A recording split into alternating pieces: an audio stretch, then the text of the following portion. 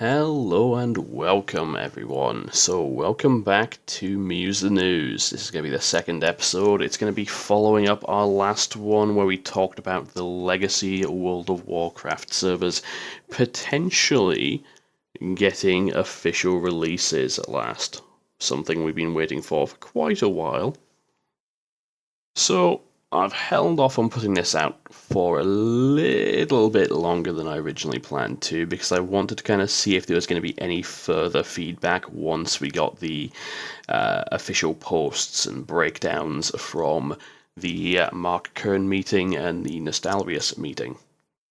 So it is currently the 17th of June 2016. It does not look as though we've had really anything major come out of even Nostalrius. Blizzard, I suppose, as well, but I'm not overly surprised on that side. And obviously on the Mark Kern front as well, we've not had much either. So it seemed like a pretty good time to sit down and put this all out. So first of all, as before, information all in the description there, the links to what I'm going to be covering. I'm basically going to be breaking down what's happened and kind of going from there and talking about, well, what that means and what we can probably look forward to. Let's start off with probably the shorter of the two, and yeah, it is definitely the shorter of the two. The other one took 5 hours. It was originally a 2-hour meeting, so yeah. So let's start off with Mark Kern's visit to see Mike Morhaime and to deliver the petitions that he had about basically returning legacy servers, saying, hey, we want this. So first of all, just a quick side note in here, the meeting was with Mark Kern and Mike Morhaime, and there was also Sarah Lynn Smith, who is the Global Director of Community Development for Blizzard. So, yeah, she was basically there taking notes, listening in what's happening, and kind of, working from there. She also appears in the other meeting as well, and I'll touch on that briefly when we obviously get there. So Mark said that, first of all, he felt very welcomed when he went to the Blizzard HQ. He, no problem at all. Up to the gate, don't even bother checking the clipboard. Security guard lets him straight through there. He knows what's happening. He knows the guy's here for this purpose, It's a big thing on the campus, obviously, so they're taking it seriously by the looks of it. The meeting, as I said, was 3 people, Mark, Mike, and Sarah Lynn. And Sarah Lynn's, as I say, taking continuous notes throughout this meeting. Mike did preface the meeting by saying, first of all, I cannot promise you anything. And this is a common trend to these meetings, obviously, because, again, this is something a lot of people are now following. They're looking at this. They don't want something to accidentally be said, be promised, in air quotes, and then have that completely backfire on them because then, let's say Mark goes off and says, hey, no, they promised me this, guys. Laying it out there, nothing is being promised, and that makes perfect sense. There is no one meeting that would ever decide this, not with one person from outside of Blizzard, one person from inside. There is no way that would happen. It is a massive company, so that is no surprise to anyone. Apparently, Mike has been following legacy debates for a good while, because it seems that a lot of the team, as well as Mike, knows about a lot of the things that Mark was going to bring up. So it was really just a case of, yep, yep, nodding along, kind of saying, nothing negative, not countering anything, really just kind of, taking it all in. And that's the important thing, they're listening, they're taking this in. Now, Mike agreed as well that there were 2 camps. There is basically your current player base, people who are happy with World of Warcraft now, or at least content to play and pay. And then there is your veteran players that have basically decided, you know what, this isn't for me. As these changes have rolled out, they've said, hey, this isn't for me, and they've left. And that was kind of like the, the pre-cataclysm kind of time frame is what they've kind of agreed on. They've also said that there are definitely technical concerns that Blizzard as a company has with the legacy servers, which mainly come down to things like the quality level of what they're putting out. At the end of the day, they're putting out a AAA product. I mean, this is, World of Warcraft is one of their big franchises. It is the thing that is pulling in a lot of money for them and basically sustaining them at this point, along with now, Overwatch, Heroes of the Storm, Hearthstone. It's one of their big four. It is four? No, StarCraft as well. Yeah. They've got a lot of things. They got Diablo as well, but they've got a lot of things. But it's one of their big contributors. Let's be, absolutely frank. So they want to make sure that they're putting out something. Hey, Legacy World of Warcraft service. That is potentially going to tarnish, if they mess up, tarnish the reputation of World of Warcraft, is their way of looking at it anyway. So they've got the concerns about that. Mark put forward the idea that there would be an optional collector's edition that would help offset costs for setting things up, running the servers, the infrastructure, as well as also producing the content itself, basically making that work, putting a team forward to work on getting Legacy up and running. And that was something that he being Mike, I should say, was not completely resistant to it. Kind of, again, a lot of this was, very positive, nothing negative really coming from this. Which kind of also leads on to another point as well, that Mark was saying that Mike is normally really willing to kind of, raise any issues and concerns, that he'll, if he has a problem with what you're saying, he will shoot you down really quickly, or ask you questions at least to put you in your place, or to make clear that there is an issue here, or that he has concerns. He wasn't really doing that. It kind of just seemed as though he was, again, nodding along and really in agreement, but not able to kind of say, again, as we said before, positively, yes, no, promises, can't do that. But he definitely seems to be agreeing with a lot of things that are being said, which means that we can probably take that to be that, at least for his part, he either does agree with this and a lot of the things that are being said, and that, yes, again, an optional collector's edition where you would basically pay, if you wanted to help, show your support for legacy servers. That would be something that they might consider, or that, we could put this to the board and they could say, yeah, this is a good idea, let's try that.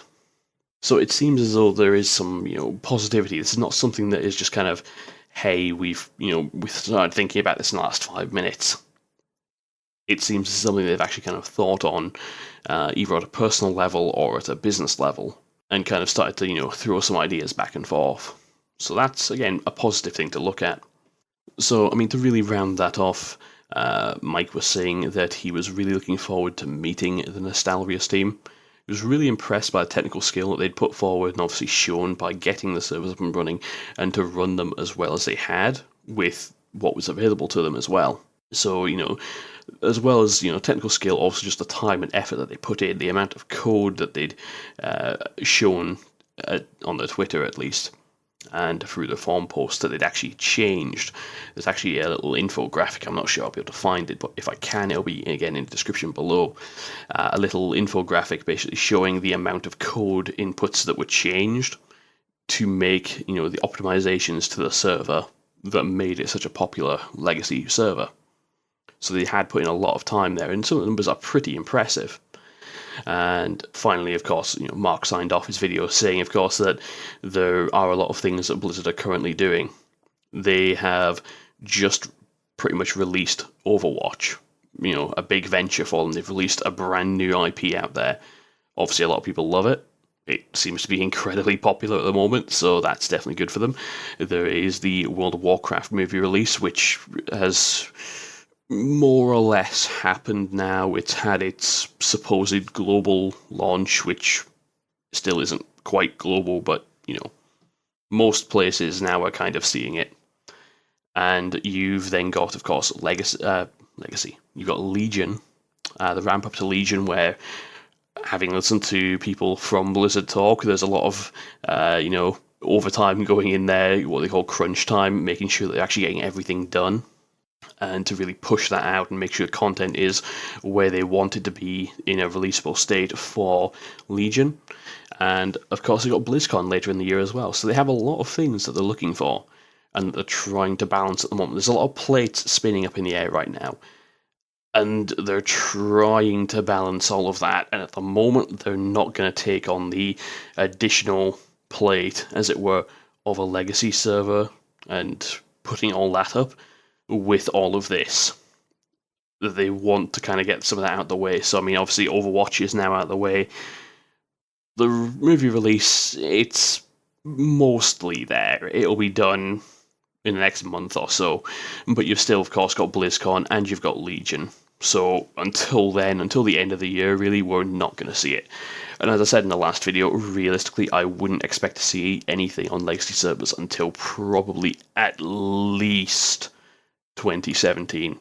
I would honestly be really impressed if they pulled anything out before then. I'd also be somewhat worried because that's not a very long development time for what I see as quite a lot of work, at least ahead of them.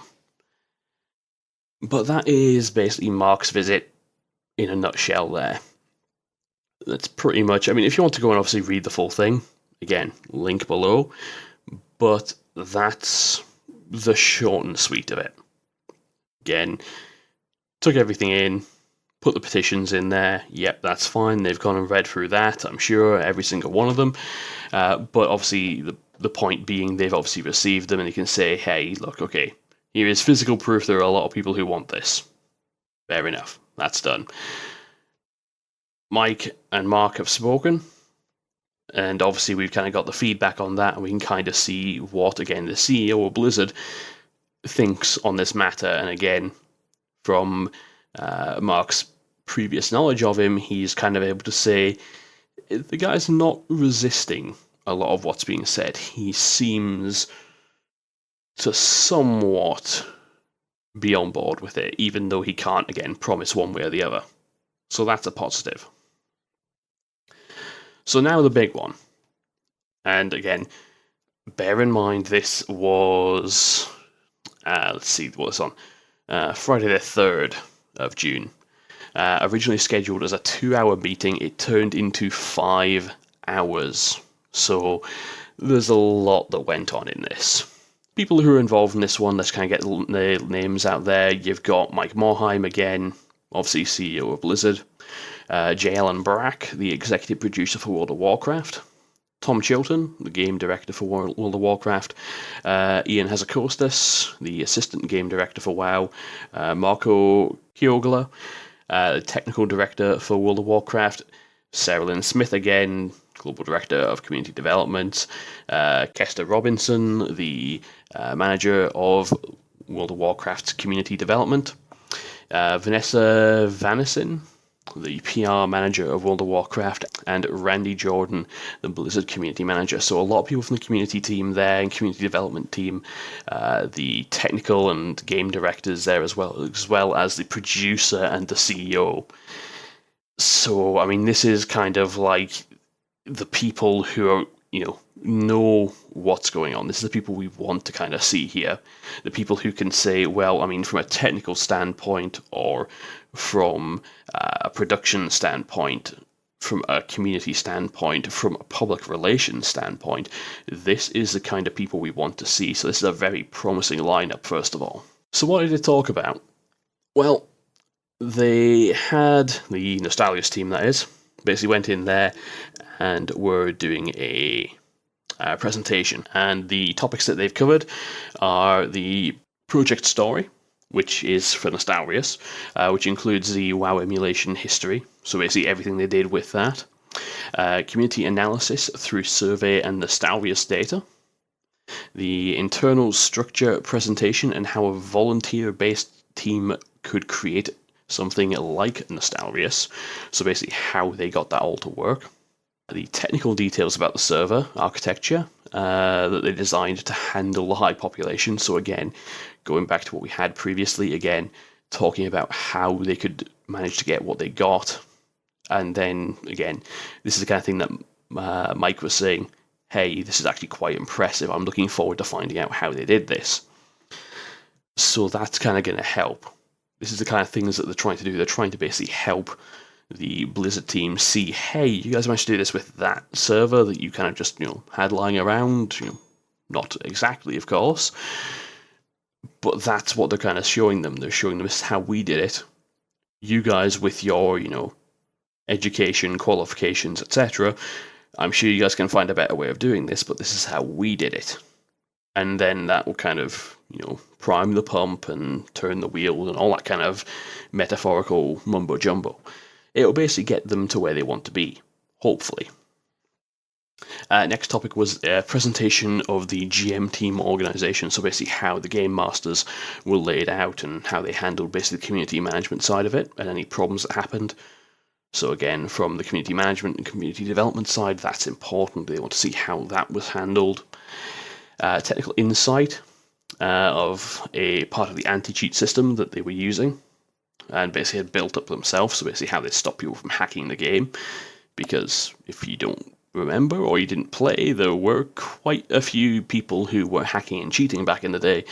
So yeah, there was also a quality report of the state of the project and any remaining bugs that they had. So basically, they had a list of things on their Q&A team and all the bugs they wanted to fix, and this is what was left over from it. And then they had a question and answer section. Now, apparently the question and answer section actually took one of the longest parts of it and extended out quite a bit. The team were originally concerned with the fact that it might have just been a PR move to kind of cover up and counteract all the damage that they had when they took the Nostalrius server down, which, I'm not going to lie, I kind of would have expected as well. But having actually gone there and gone through all of that, they say they really don't think that anymore. They think this was actually a legitimate, hey, we're actually really interested in what you've done. You've done something quite impressive. We would like to talk to you about this, and we would like to find out how you did this, because we're actually quite impressed. In addition to that as well, Jalen Brack said to them that there is no NDA on the meeting and anything that has happened there. So they're actually completely free, which is something that a lot of people that actually visit that campus are not able to do. They have to sign an NDA before they go in there, because obviously you could walk by a computer and see something for the new expansion that you're not meant to know about. It was basically an olive branch, and they said, hey, look, you guys are cool. We like what you've done. We trust you not to be dicks. So yeah, that's pretty cool of them. No NDA. Really nice. It looks like the team at Blizzard really wants Legacy World of Warcraft servers, because again, they can't say yes or no from one meeting. But again, from what Mike has said in his previous meetings, or what he's inferred by not saying anything, as the case may be, from what Mark says, it really does look like that. And it seems that what Nostalrius were getting as well when they went there was a lot of the same. They were kind of getting these guys really are interested. A lot of these people have played World of Warcraft since vanilla. It's what got them interested in the game. Or they've been building it and working on it since vanilla. And that's kind of where they wanted the game to be, or what they found the most enjoyable. And again, these are people who are in, high up positions in the company. These guys can make that decision. They can kind of push that forward and say, hey, we now kind of have a team who have done this, and they don't have the infrastructure that we do and the money and the resources that we have. We really could actually make this a proper thing now. We've got their information here. We've kind of got what they've done. Why don't we, put this forward? But again, they can't give any official yes and no.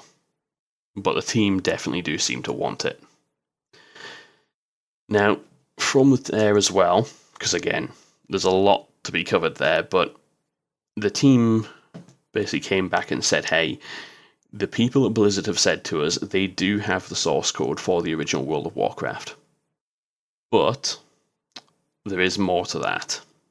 So they can access it and find out exactly what the source code was on January 1st, 2007. The problem is that it's not just a case of having that source code, apparently.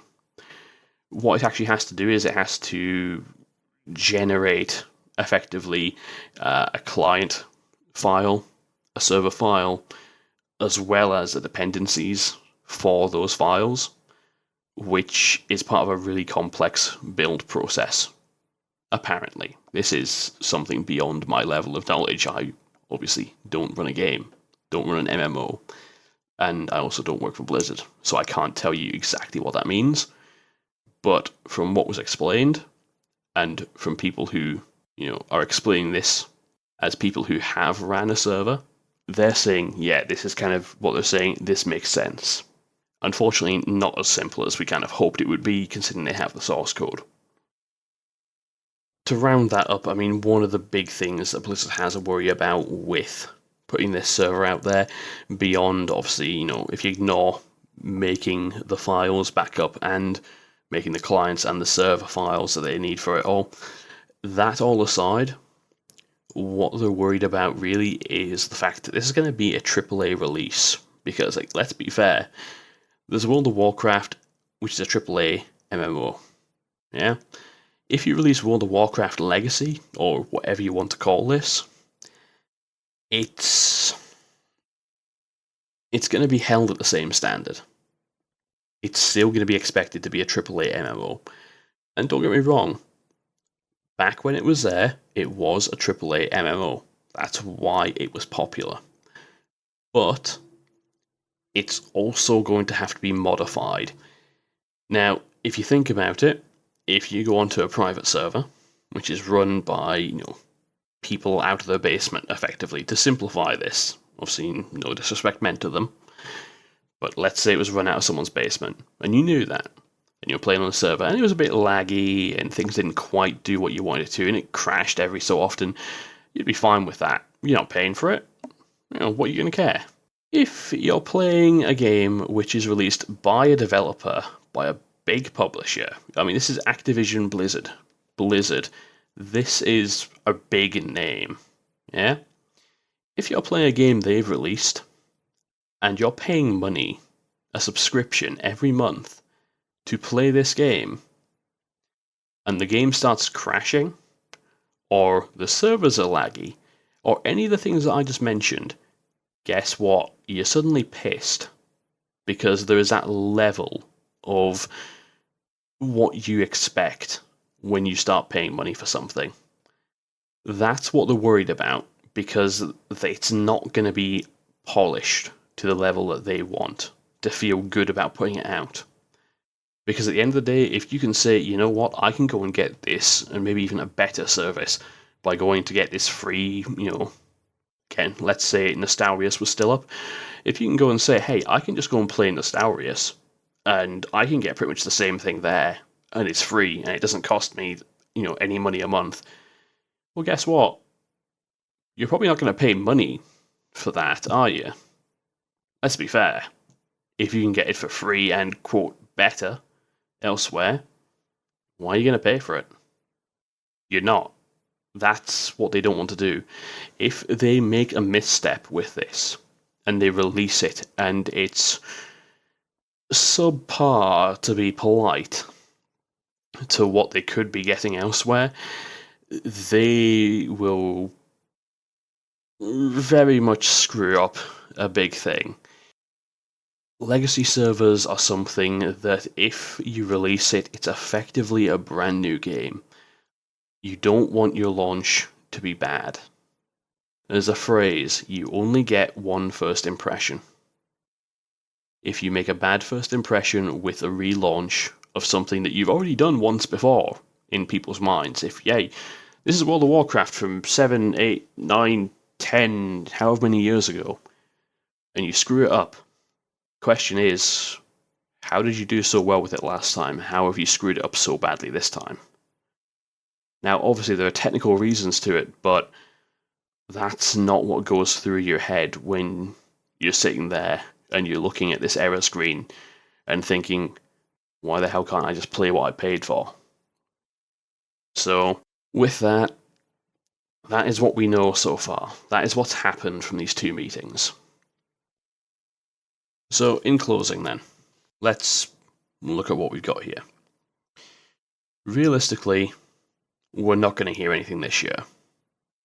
I'd honestly be surprised if we got anything released next year, but I wouldn't be too surprised to hear some talk of it next year.